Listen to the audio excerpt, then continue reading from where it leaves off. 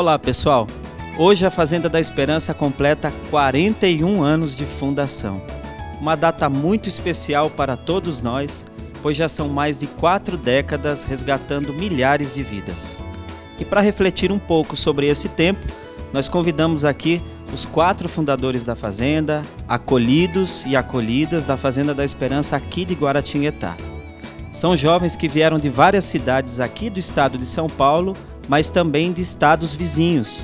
E nós pedimos que eles preparassem algumas perguntas para que os nossos fundadores, Frei Hans, a Lúcia, o Nelson e a Iraci, pudessem agora responder para cada um deles. Então, nós queremos dar início aqui com a Thaís, que vai fazer a primeira pergunta para o Frei Hans, não é isso, Thaís? Frei, já faz alguns anos que os fundadores entregaram seus cargos de presidência para a nova geração.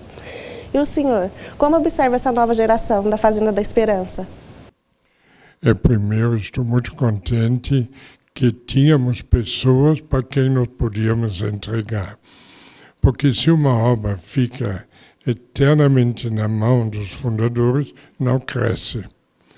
E agora a nova presidência está aprendendo sempre mais a fazer a mesma coisa.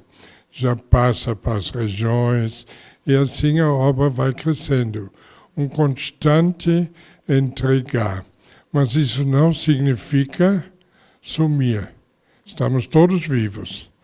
E o segredo é aprender todo mundo trabalhando com Jesus no meio para descobrir o que Deus quer de nós para esta obra. Não são os fundadores que têm toda a sabedoria, nem a presidência, nem os regionais, mas todos juntos, com Jesus no meio. Depois muitos me perguntam, mas Frei, e depois da morte como fica? Continua como está. Jesus no meio é o fundador. Ele não vai morrer. Então, se todos aprendem a ter Jesus no meio, ele vai levar para frente esta obra. Obrigado, Frei. Que graça que nós temos de vivenciar esse momento com vocês 4, né? E agora eu estou curioso, Frei, de saber o que é que o Bruno quer perguntar dessa vez para Iraci. Iraci, qual seria o legado mais importante que vocês, como fundadores, gostariam de deixar para a nova geração? Eu queria deixar para a nova geração esse desejo de viver o amor recíproco, de viver com Jesus no meio, acreditar que é Jesus no meio, que conduz a obra, né, que nos dá alegria, que dá sabedoria.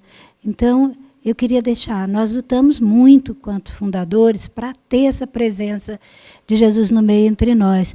Não importava assim o gênio de cada um tem um jeito, o Frei é outra nacionalidade, não é?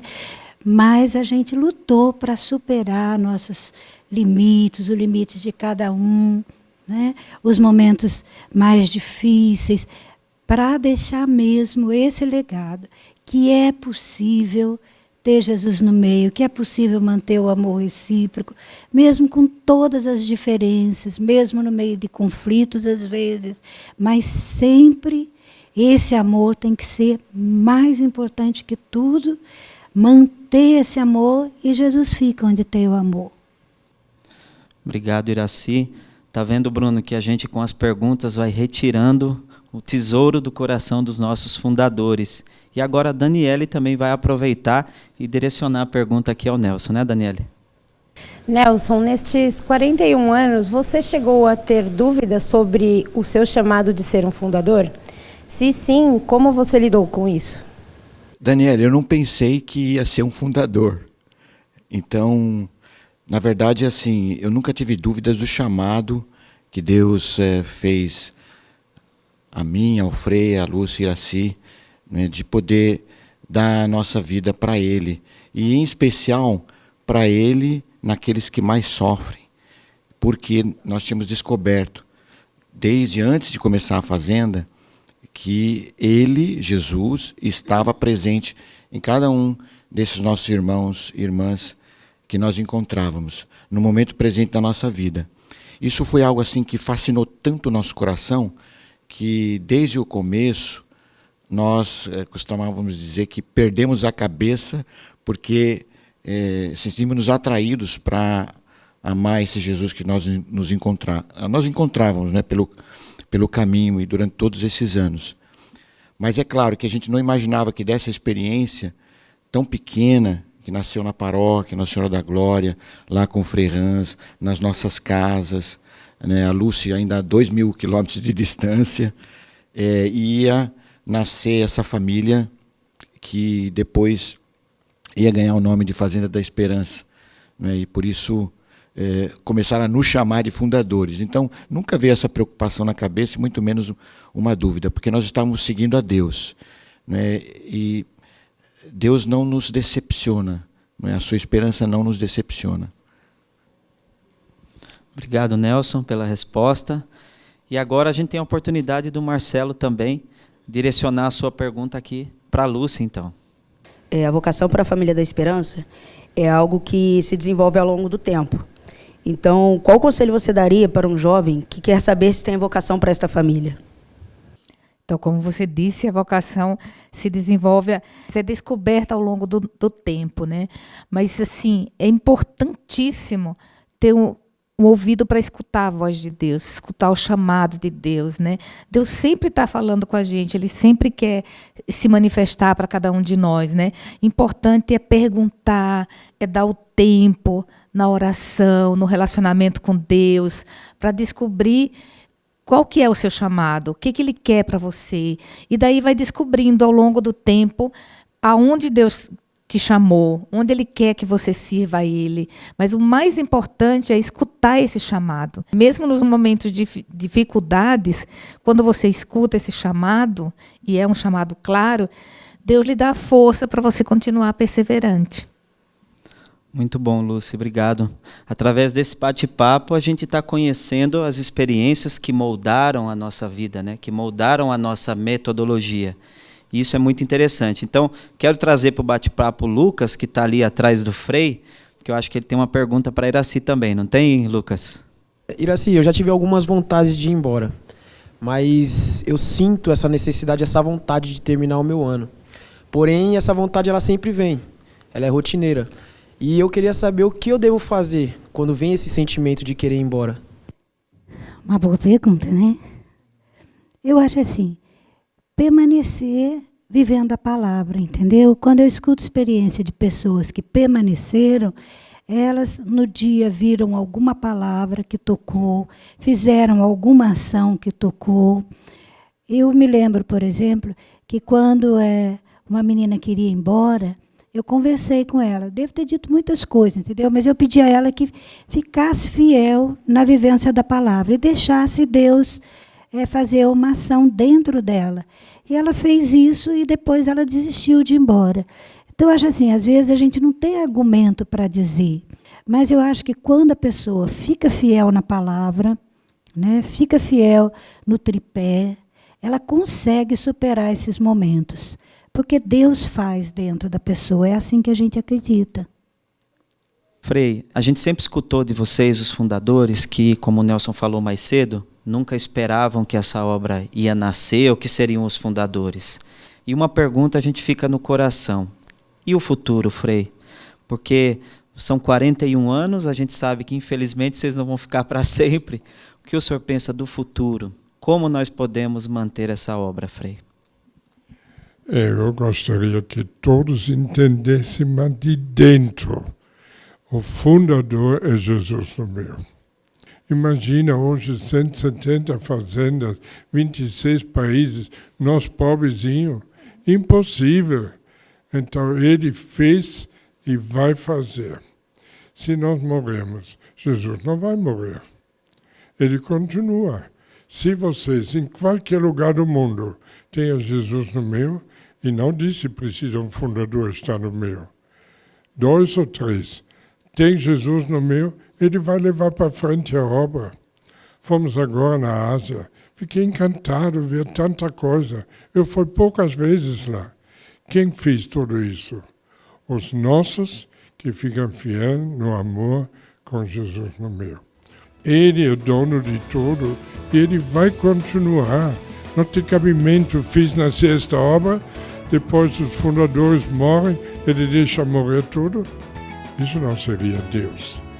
que pode estragar a obra desse pensamento humano. Alguns dizem, mas tem que ter os pés no chão. Esses 41 anos tivemos os pés onde? No chão, está nascer tudo, crescer tudo. E pé no chão, conta com Jesus. Quem deixa Jesus fora, está já estragando a obra. A gente agradece também os jovens que estão aqui, porque através de cada pergunta que está sendo direcionada para vocês 4, a gente começa a conhecer a história e questões que são fundamentais para essa obra que completa 41 anos. Então você que nos acompanha, aguarda um pouquinho, nós vamos para o intervalo, já a gente volta com esse bate-papo.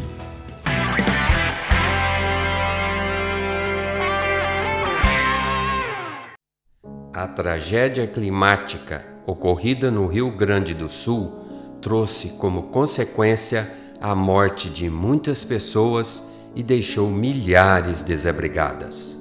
Paralelo à destruição, a sociedade mostrou sua força através da solidariedade e se uniu através de inúmeras ações com o objetivo de amenizar a dor dos atingidos.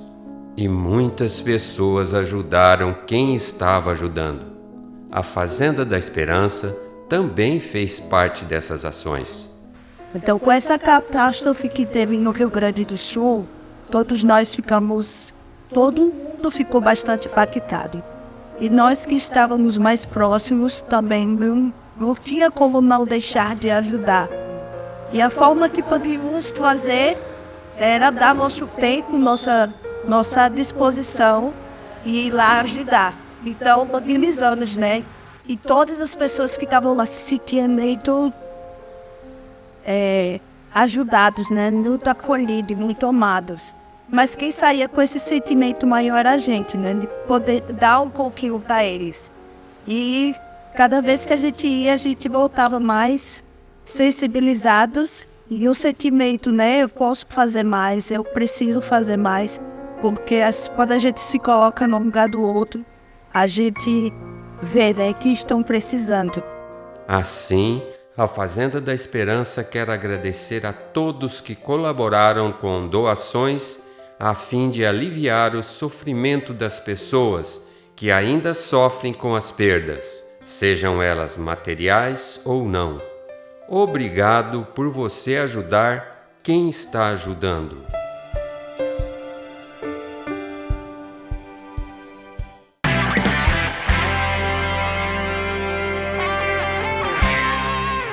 Estamos de volta com o programa Fazendo Esperança e um momento marcante do nosso programa é a reflexão da palavra do dia.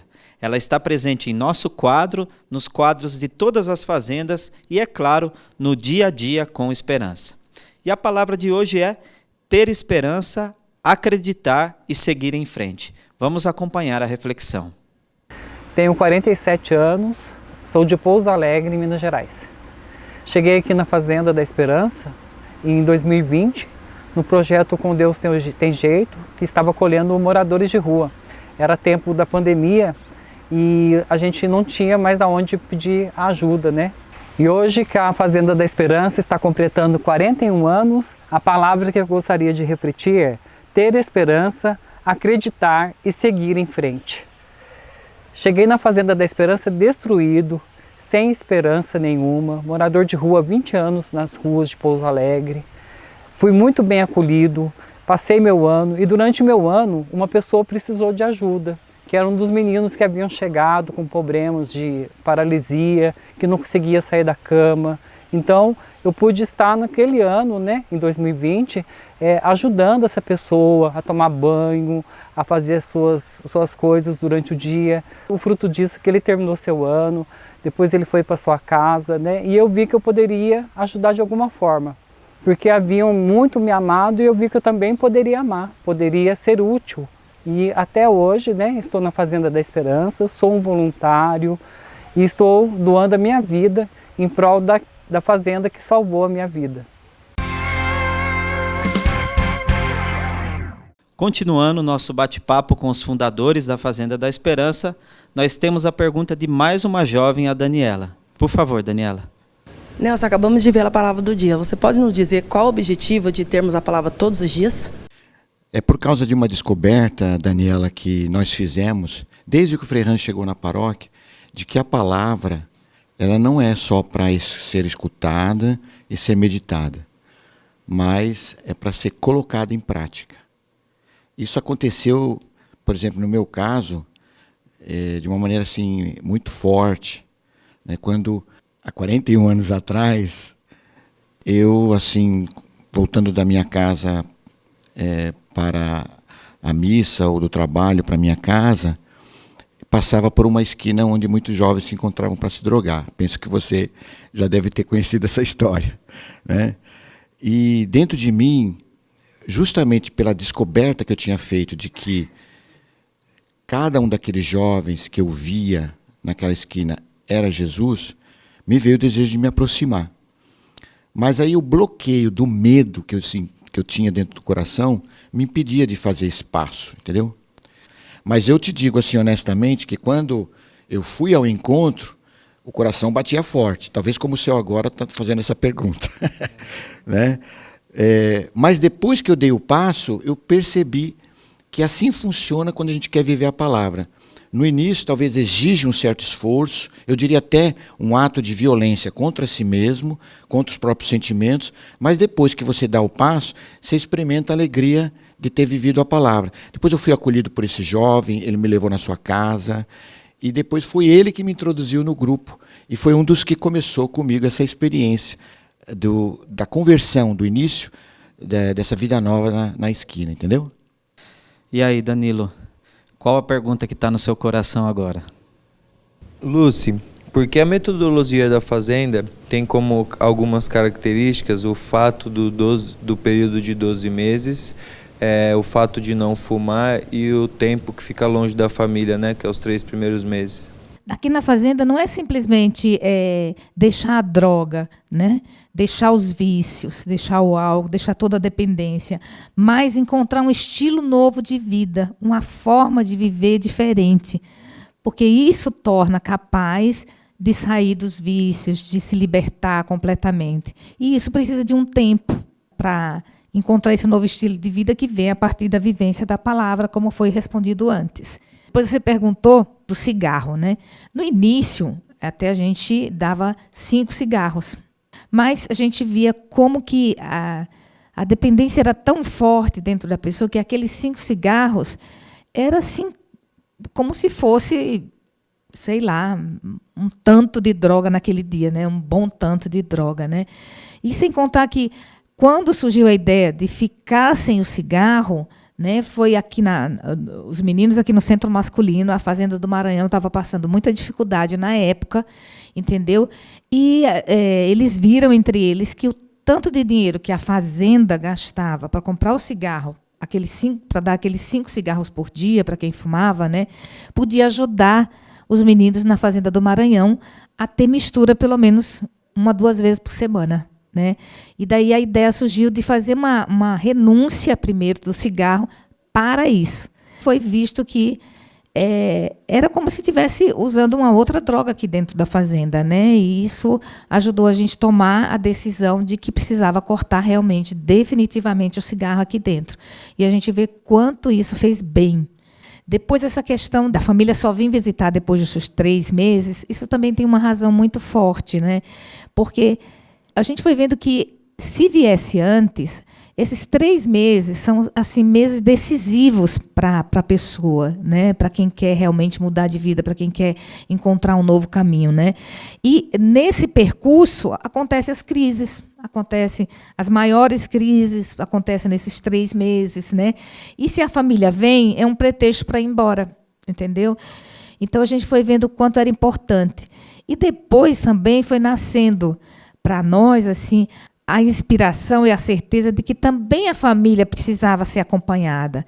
Então, nesses 3 meses que fica longe do seu ente querido, né, do seu familiar aqui dentro, a gente convida a família para vir num dia de retiro, para dar para a família também, fazer a família conhecer esse novo estilo de vida. Porque, senão, chegava na visita, sem ter uma preparação, não sabe o que a filha está vivendo aqui dentro, seu parente está vivendo aqui dentro, e é muito mais difícil para acompanhar. Então, esses 3 meses, dá tempo para a gente fazer também esse acompanhamento com a família, e dá para a família um pouco, preparar a família para o primeiro encontro na visita, para daí não ter tanta diferença entre o acolhido aqui dentro, o que ele está vivendo, o que ela está vivendo, com a família que vem visitar ele. Que bom a gente poder escutar de vocês essas experiências. Eu quero agradecer também a todos vocês, os acolhidos, acolhidas, que fizeram as perguntas, que são extremamente importantes, é um direcionamento para a nossa vida. Mas também dizer aqui ao Frei, que se não fosse, né, Frei, a ajuda dos nossos embaixadores da esperança, nós também não teríamos chegado até aqui, não é? Nesses 41 anos. Então, eu queria pedir ao senhor, qual palavra o senhor gostaria de dizer a esses embaixadores que estão nos acompanhando agora, Frei? Vocês, embaixadores, são muito mais importantes do que vocês imaginam. Porque uma obra como esta envolveu os jovens, nós ficamos encantados, esquecemos a nossa vida e nos empenhamos, vivemos juntos. Mas estamos neste mundo e aqui tem muitas exigências. Precisa ter lugar, casas, precisa construir toda a estrutura, nós tínhamos nada. E vocês foram tão generosos nesse momento que nós não temos ajuda do governo. Se não tivesse vocês, precisava fechar. Então, desde o início, eu senti uma força impressionante. E depois eu sempre senti esta obra não é de um grupo, é de uma sociedade. É Deus em primeiro lugar que é esta obra e depois todos são convidados a participar. Porque o problema da droga é um problema sério. Continua ser embaixador e chama mais outros. Precisa dobrar esse número. Veja se seu vizinho, sua vizinha, parente, amigo não quer ser também. Porque neste momento que estamos vivendo, precisamos muito, muito vocês. Mas eu sei que vocês são generosos e não vão nos abandonar. Obrigado, juntos com vocês, vamos longe. Obrigado. Muito bem. O nosso programa hoje vai concluir com uma música da Fazenda da Esperança, mas eu quero aqui, em nome de tantos ex, de tantas famílias que tiveram seus parentes acolhidos na Fazenda, agradecer demais a vocês, não só pelo tempo, pelas experiências aqui compartilhadas, mas pelo sim de cada um de vocês. Então, queria assim, em nome de tantos que estão assistindo esse programa e gostariam de estar aqui para dar um abraço em cada um de vocês, queríamos concluir esse programa com uma imensa salva de palmas por cada um de vocês.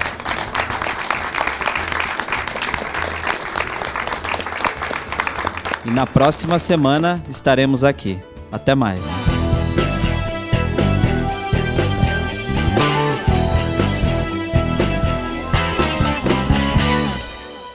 Onde 2 ou 3 ou mais estiverem reunidos em meu nome, onde 2 ou 3 ou mais estiverem reunidos em meu nome, eu estarei com eles no meio, construindo um homem novo. Eu estarei com eles no meio, construindo um homem novo. Pode ser por causa do amor, pode ser por causa da fé, pode ser padre ou pastor, pode ser o homem e a mulher, pode ser línguas diferentes, pode ser outras religiões, pode ser um manso ou um valente. Eu só quero entrar nos corações. Onde 2 ou 3 ou mais estiverem reunidos em meu nome, onde 2 ou 3 ou mais estiverem reunidos em meu nome, eu estarei com eles no meio, construindo um homem novo. Eu estarei com eles no meio, ser morador de rua, pode ser bandido marginal, pode ser a prostituição, pode ser de corpo desigual, pode ser quem nunca me ouviu, pode ser quem não sabe quem sou, pode ser a droga que caiu, muita vida nova que estou. Onde dois ou três ou mais estiverem reunidos em meu nome, onde dois ou três ou mais estiverem reunidos em meu nome, eu estarei com eles no meio, construindo um homem novo, eu estarei com eles no meio, construindo um homem novo.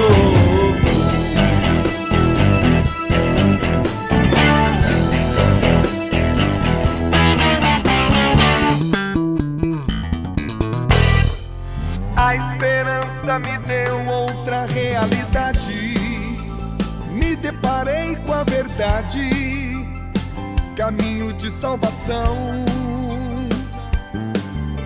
O mundo continua sendo o mesmo, mas eu conheço o segredo: amar a cada irmão, amar a cada irmão. Tchu, tchu, tchu.